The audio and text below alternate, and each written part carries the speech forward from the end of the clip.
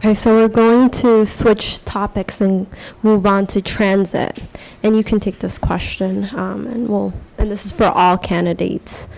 How do you plan to implement multimodal transit? Particularly, do you believe that a transit plan should include Washtenaw and Wayne counties moving forward with the regional transit system? Thank you. Again, a good question. Ann Arbor has a transit authority. It is independently funded, separate from the tax revenues that the city collects for its own operation. And they should be at the forefront of our planning on transit.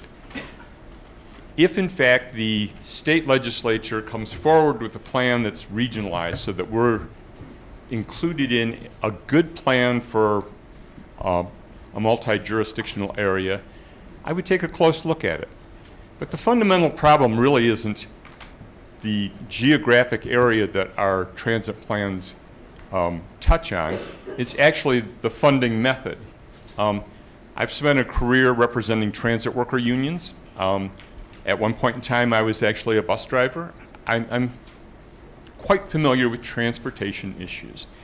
And the transit issue that Southeast Michigan has is how do we provide local funding that's adequate for the transit needs that we have.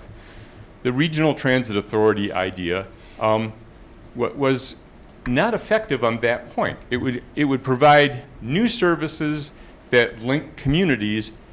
At the same time, it ignores those who are transit dependent in areas like Detroit and Ypsilanti.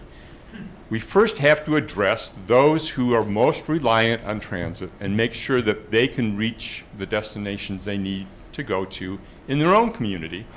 And if you're relying on a hodgepodge of different funding mechanisms, so Detroit uses general city revenues to fund its transit, the suburbs use a dedicated millage, and then Ann Arbor has its own millage.